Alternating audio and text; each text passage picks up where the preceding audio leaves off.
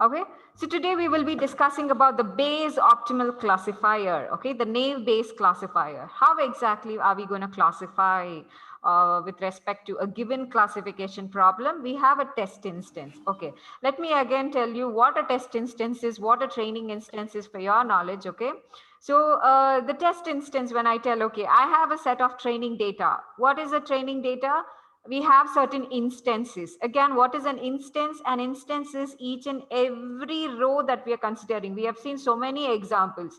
So we had sunny, normal, like we had instances, right? Sunny, normal, strong, weak. So we had an instances telling play tennis either yes or no, right? So this entire one particular line, we call it to be as an instance associated with the target or a label called as play tennis, either yes or no. Each instance, this we call it to be as an instance space where we have all the attribute values in one particular line.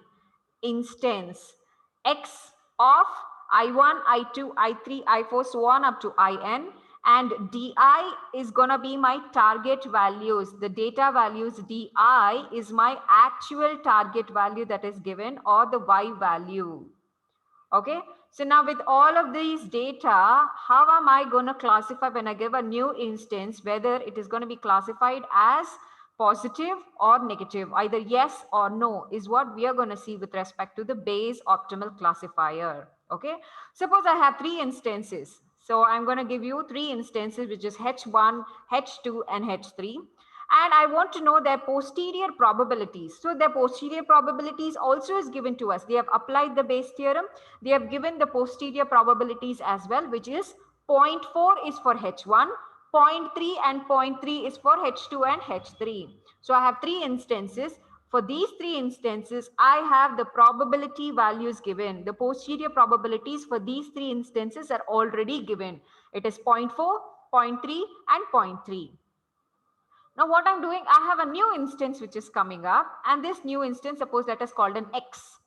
Now this new instance, when it is encountered, we are telling that we are already telling the new instance has come up, and the new instance has a value which is positive for H1 and negative for H2 and H3, which is telling this new instance that I am coming, okay, the value of that new instance, they are telling it is positive with respect to H1 and negative with respect to H2. So when this data is given to us, how do we interpret this data? So the data interpretation is done by using the probability of H1 with respect to the given data D is 0.4. We know that this is the posterior probability and the value of it is already 0.4. And the probability of H2, the hypothesis H2, okay, with respect to D, this is the posterior probability of H2 and the value of it is already given 0.3. The P of H3 bar D is also 0.3. I had a new instance and the new instance value is also given to us, where he is telling this new instance is actually positive with H1 and negative with H2. So what does positive with H1 mean? Which means that I'm going to write the probability of, okay, positive with H1, which means it is positive. I'm writing it like this, plus symbol with a circle. It is positive with respect to H1. So it's going to be 1, okay? And it is negative with H2 and H3. When I tell negative, so the positive term will become 0 and 0 with H2 and H3. But again, it is negative with H2 and H3, which means the negativity of H1 is going to be 1 and the negativity of with respect to H3 is going to be 1. Because this is the data that I have. So you can see it is positive with H1. I'm writing it as positive with H1 as 1. It is negative by H2 and H3. Negative of H2 is 1. Again, negative of H3 is 1. I'm indicating these three values as 1 and the remaining values as 0. This is actually how we interpret the data that has been given to us. So for us to identify,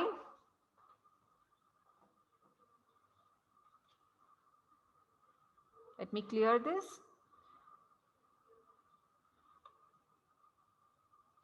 So therefore, what we are telling is, how do I perform the classification of it? Okay, when I'm performing the classification of it, I already know the posterior probability values, and I already know, okay, to which instant it can get classified to. I already have that data as well. So when I have both these data, I multiply that data, and that will be my classification or the probable prediction. Okay. So what I'm writing over here is summation of hi belongs to h. For me, this data is already given. What is that data? Positive of h1 is already given, and corresponding value of that is already given. When I multiply these two values, I will get the most probable classification. Again, similarly, with respect to these two, I have to multiply this with this and this and this. So when I multiply it and add it, so 0.3 into 1, 0.3 into 1 is equal to 0.6. This is 0.4.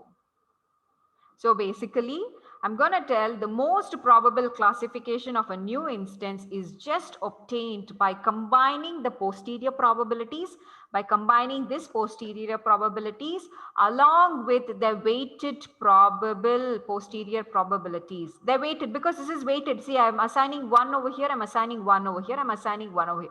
All this information is also given to us. So I'm just combining these posterior probabilities along with its weighted information. So this, both of them will become my most probable classification. Okay.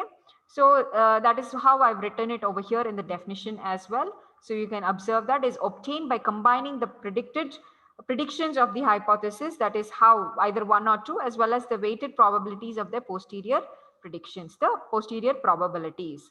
Okay. So this is how, and the final, see this one, I'm writing it in the same of the definition. So this is what your Bayes optimal classifier is. Whatever the operation that we have performed over here, this similar, I'm writing it with respect to Vj, which is a new term which is calling the new instance. The new instance, there we had an X new instance. Here I'm writing as Vj is a new instance from a set called as V. Then the probability, that is Vj of bar D. Here it is H1 bar D. So the probability of Vj bar D, that correct classification for the new given instance Vj is given by, you can see here, I've written that as, this is the posterior probability which is equal to, that is the probability of this Vj with respect to D is equal to summation of Hj belongs to H, which is each and every hypothesis in the whole set of hypotheses, where probability of Vj bar H. Vj bar H is what? This is the one. We already had, we have seen the example, probability of Hi bar D, that is the same Vj bar Hi into probability of Hi bar D. This is basically telling, this is going to be the posterior probabilities, okay? This is the posterior probabilities, and this is going to be the predictions of that particular hypothesis.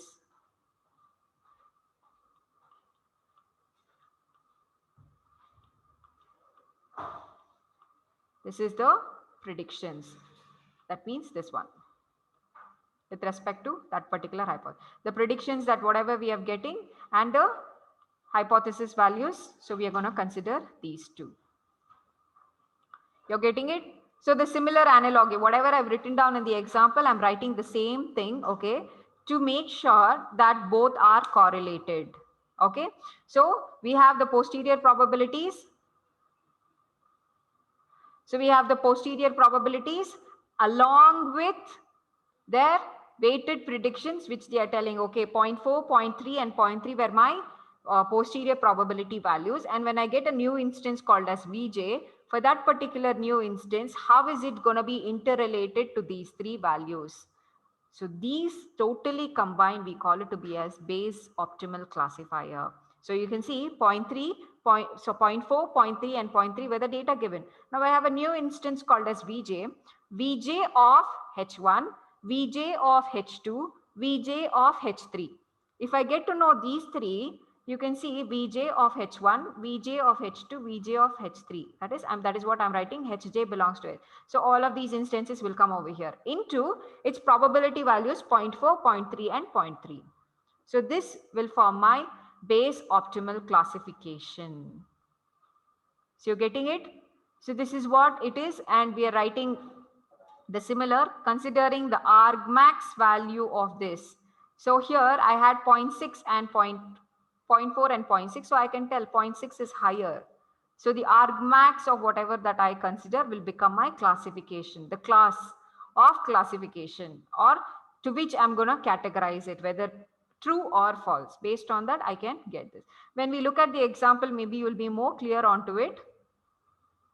But with respect to this example, the Bayes optimum classifier is the given the hypothesis values, that is the posterior probabilities of these hypotheses, and given a new instance, the new instance's prediction levels is going to help us to correctly classify the given instance. So this is about your Bayes optimal classification. Okay, we have this Gibbs algorithm, a very simple algorithm. Gibbs algorithm is, so what we are doing in Gibbs algorithm is we have these training instances, right? X1 to Xn, and we have the target values that has been given from Di to Dm. Now what I'm doing over here is each and every instance when I apply the posterior probabilities, okay, it has two values, right? Posterior probabilities h of x, 1 minus h of x is the two probable values that we will be getting for each and every instance. So when I'm considering these instances, you can see that every time each and every instance will have two possible values, two possible probability values. So we'll be applying posterior probabilities for all the instances in the training data. Okay, when we are doing it, it is high computational cost, and again we have to come up with taking one maximum value of all of these predictions and then finally give the value of it. Okay, the maximum likelihood we have to select, from the maximum likelihood hypothesis we have to select, and finally give the predicted value. From the maximum value of these two is what we will be giving it. So in this case, when we are doing computational cost is more. So what Gibbs algorithm is telling you is you first do the posterior probability of one instance, and the next coming instance, you take the probability values from the previous, not again, do not calculate it again. Take it from the previous value. Why do you want to recompute it? Take it from the previous value. But one of the disadvantage with Gibbs algorithm is that its error rate is twice as that of the Bayes optimal classifier. Because Bayes optimal classifier, you'll be doing it for each and every instances. But now, since I'm doing it only for the previous instances, the below instance, I'm just taking the previous value of it for classification. So this makes the error rate more. It is twice as that of the Bayesian optimal classifier. The same thing I've written over here. Bayes optimal classifier obtains the best performance that can be achieved from the given training data and can be quite costly to apply. Yes, because we are applying for each and every instances. Okay, it computes the posterior probability for every hypothesis and then combines the prediction of each hypothesis to classify the new instance. Okay, so an alternative less optimal method is the Gibbs algorithm, which was being developed by Oper and Hostler in 1991, okay, which is defined as follows. He's telling, choose a hypothesis H from H at random according to the posterior probability description over H, calculates its posterior probability. Use H to predict the classification of the next instance X. Use that posterior probability, whatever you had, to predict the next instance X. Okay, so this is actually, he is telling, okay, and you have certain assumptions that you have to make for that. One of the assumption is uniform prior. You know, prior information we have already discussed.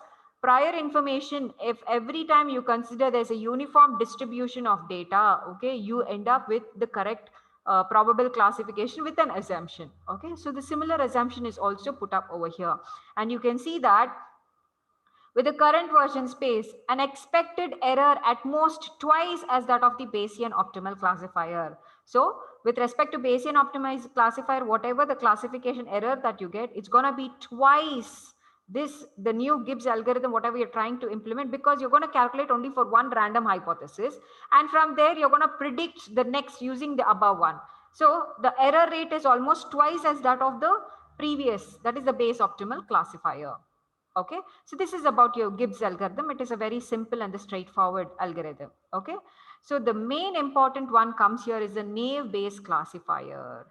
Okay, the naive Bayes classifier is nothing but it is a supervised learning algorithm. To recall on your supervised learning algorithm, we have the test instances given. Each and every test instance is going to be associated with the label or the target. If you remember, we had supervised learning, unsupervised learning, and the reinforcement learning. With supervised learning, you have the data, that is the training data, along with a label associated with it. We call it to be as a supervised learning.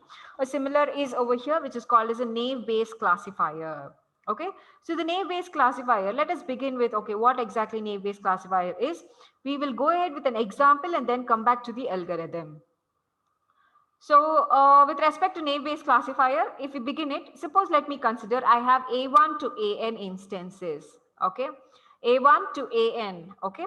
So each instance X is described by the conjunction of the attribute values. So let me consider I have X. First instance of mine is X, okay? For X, I have attribute values called as A1, A2, A3, A4, A5, so on up to AN. Example, the model of the car, the brand of the car, the number of seats, automated driving, or I mean, what is the driving system, model of the driving system, okay, whether it is stop proof. So I have all of these instances. Now, one single instance, I have these values. They are the attribute values. So let me consider this A1 to AN is my attribute values, okay. The learner has to predict the target value for the new instance. So let me consider this is the new instance. The AI itself, whatever the instance that I'm giving, that is a new instance for me, okay. So the target function f of x can take any one of the value from the same finite set V.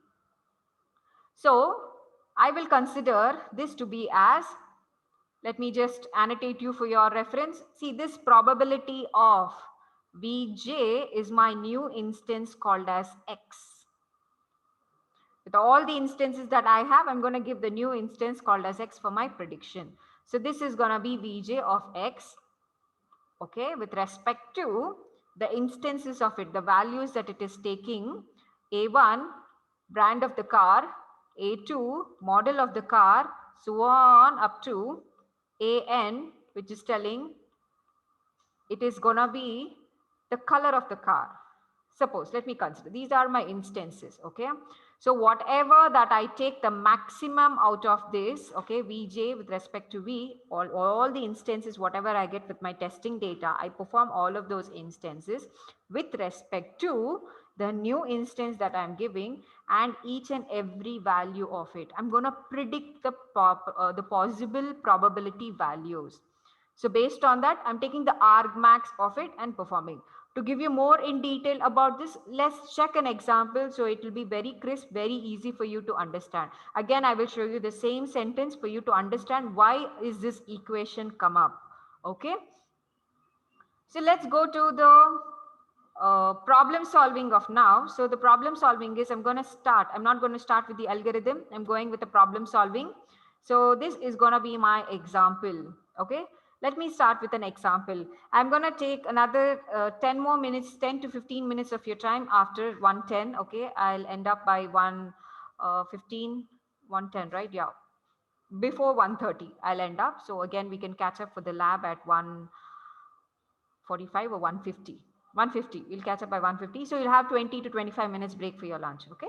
So here it is example. I'm going to start with the example. It's telling I have the test instances. Now what I have to do is I have certain instances telling, okay, the class seems to be boring, or some instance telling me the class has to be more interactive, or the class involves these topics to be taken. Okay, these are the sentences of the words. Okay, here what I've created is a similar test instances and its categories, which is called as a label.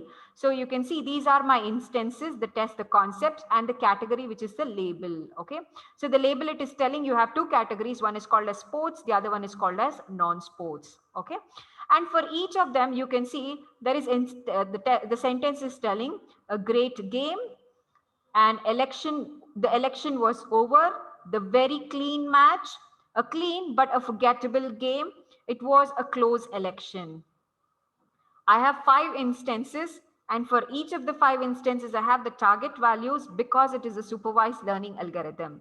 Now what I do is, with respect to the categories, I have to consider how many number of words are there in it. Okay, so the number of words will be is a great game. So now I'm going to consider the category which is sports. Sports, sports, and sports. I have 3 sports labels in it, so its corresponding values, the total number of words is what I have to calculate. So it's going to be 1, 2, 3, again with sports, 4, 5, and 6, again with sports, 7, 8, 9, 10, and 11. The total number of words is going to be 11 with respect to the sports category. Okay. And the total number of words in the non-sports, okay, I have two non-sports labels over here, and its corresponding instances 1, 2, 3, and 4, 5, 6, 7, 8, and 9. So I have total 9 non-sports, the words in the non-sports category. Okay. And the finally, I'm going to consider the total unique words. The total unique words over here, the words should not repeat. Okay. You can see here, I've underlined few things where the word A is repeated. You can see A is repeated over here. You can see clean is repeated twice. So I have to take only once. Election is repeated twice.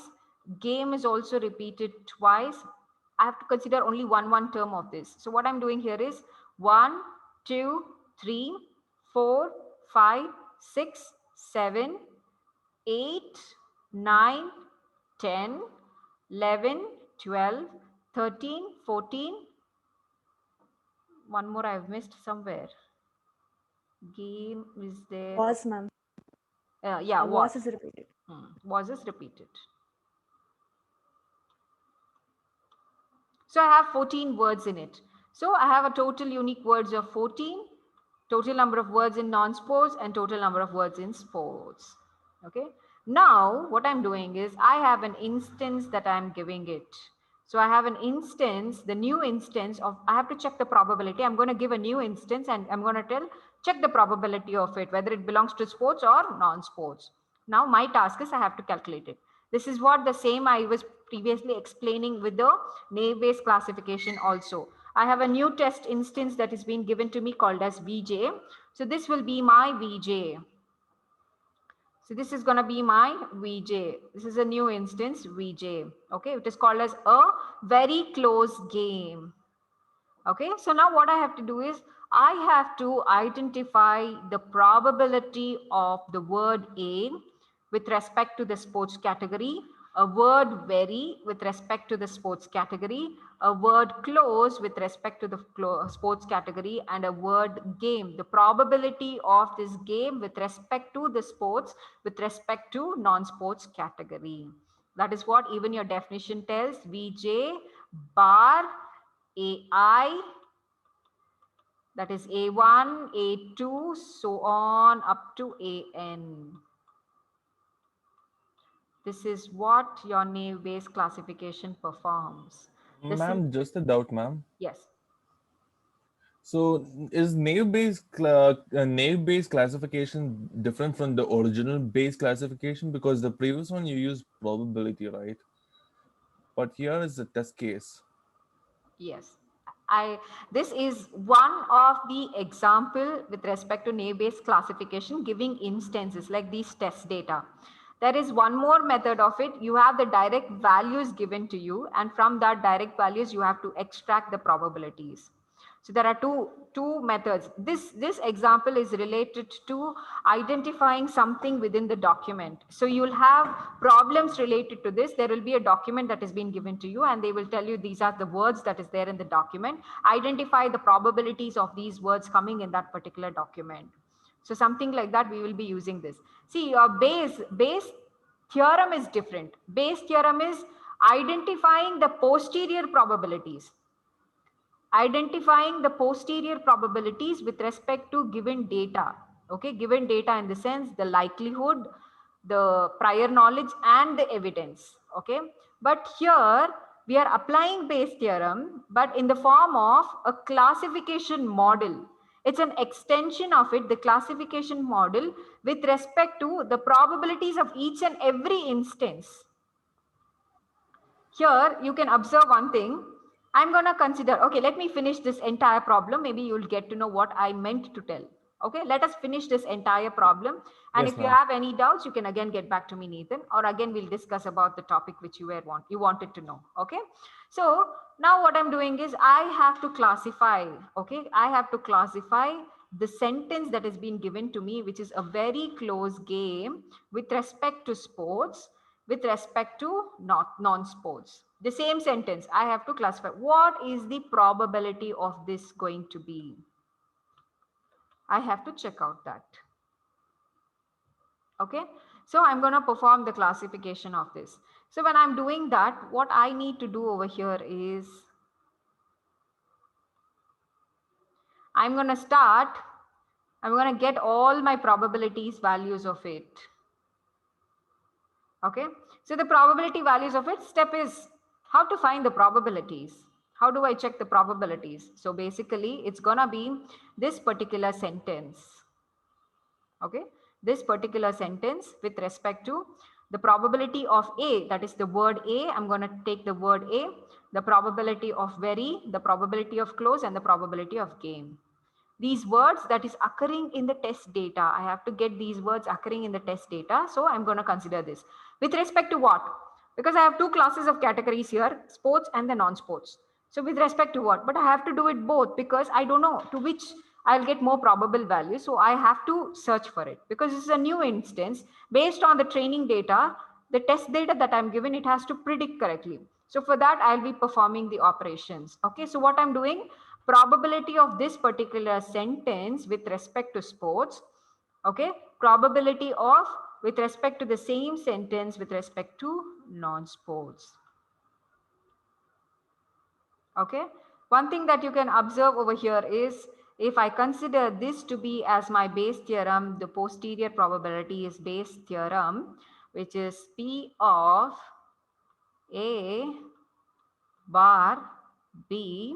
Okay, the sentence that has been given to me is equal to probability of B bar A. The likelihood of this is basically I'm calculating the likelihood.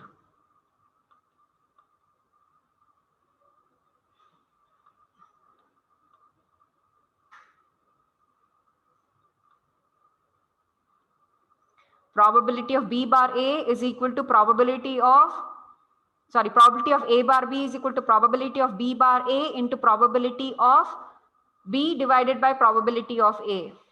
If you remember the base theorem, the equation, we are trying to come up here. You can see probability of A bar B is probability of B bar A.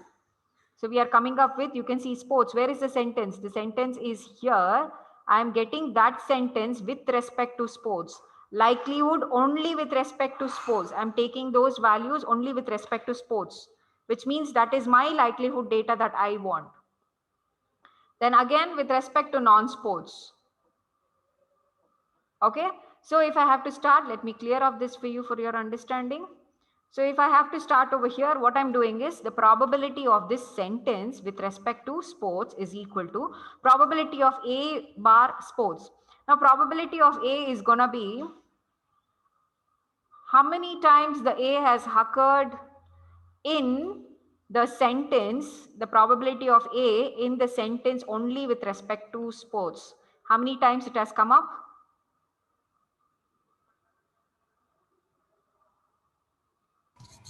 2 times. 2 times. 2 divided by the total number of words with respect to sports. 11. So it's going to be 2 by 11. Now again, we finished the first term of it. The second term of it, probability of the word very with respect to sports. Probability of very with respect to sports. 1 out of 11. Yes. So it's going to be 1 divided by 11. Yeah, 1 divided by 11. Probability of close, the word close with respect to sports.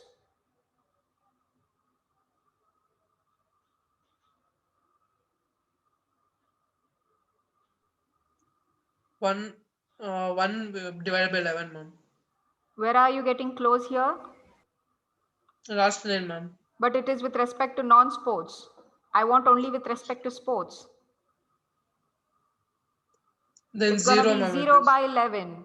The final one was 0 by game. 11. Yeah, the final one was game. It's gonna be 1 and 2. So 2 by 11. So I got all of these values, but you can see one of the value in that was 0. So when I'm checking for these posterior probability values, one of the value was 0 over here. But it doesn't mean that my sentence that I gave, it is actually towards sports. If you see a very close game, it is actually trying to be towards clothes. But since there was a word which is close and I do not have that within my document, I cannot consider that to be as zero. Because the English dictionary, you have so many other words that you can replace it, right? So what they're telling is, for conditions like this, when you're searching in a document, when you do not have a prior data that is more available for you, for that we will be coming up which is called as Laplace smoothing method. We will be applying this Laplace smoothing method. Okay, so the Laplace smoothing method is, see, you can see the probability of this sentence with respect to sports becomes zero, because when I'm multiplying all of these four terms into zero is always zero, which cannot be considered. It is not a feasible solution at all. So to overcome that, I'm using this Laplacian smoothing. So the Laplacian smoothing it is telling is, I'm going to identify the probability of each word by considering a term called as alpha. This alpha is nothing but, I don't want any of the term in the upper term to become zero. So I'll be adding it by 1.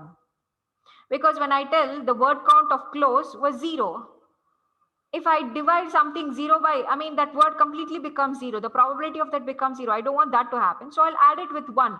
1 divided by something, I'll at least get a value for it. A minimal value. That's more than enough for me. So what I'm doing, alpha should be always greater than 0, which is mainly, normally we assign alpha to be as 1. So it is xi is the word count plus alpha is going to be the 0. I mean, be the 1 value. This is something which I'm, so if I tell my word count of close is 0, 0 plus 1, at least I'll get 1 in the numerator. Okay. Divided by the total number of words within that particular, whether it is a sports category, the non-sports category, I'm going to consider this plus alpha into D. This D is going to be the number of distinct words you have. That's why we calculated the number of distinct words prior. The number of distinct words you have. So upon that, when I divide this new term with an alpha with the number of distinct terms, it does not make more difference.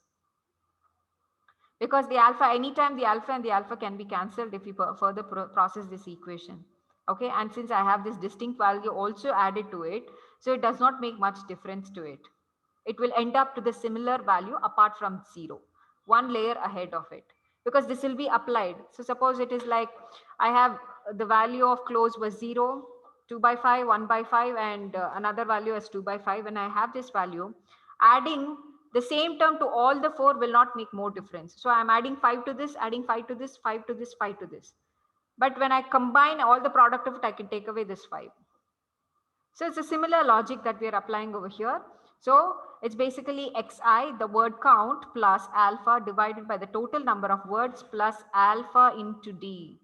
These terms are applied to all 4 or any of the attribute values that come within that particular instance. Everything it is applied. So it does not make any difference for you. Apart from these 0 values, it will eliminate those 0 value consideration. I mean, it will make that 0 to be as positive. It will consider it to another different term rather than 0. Okay.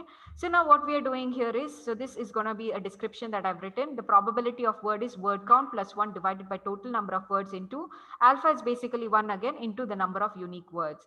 So now see what will happen with respect to the close. I had the value 0 plus 1 divided by 11 by 14. 11 is the total number of words with respect to sports. 14 is the number of distinct words. I'll be applying for the same with all the others. You can see probability of A with respect to source. We got 2 by 11. What I'm doing is 2 plus 1 divided by 11 plus 14. Again, the word very, probability of very with respect to sports was 1 by 11 in the initial case. 1 plus 1 divided by 11 plus 14. 14 is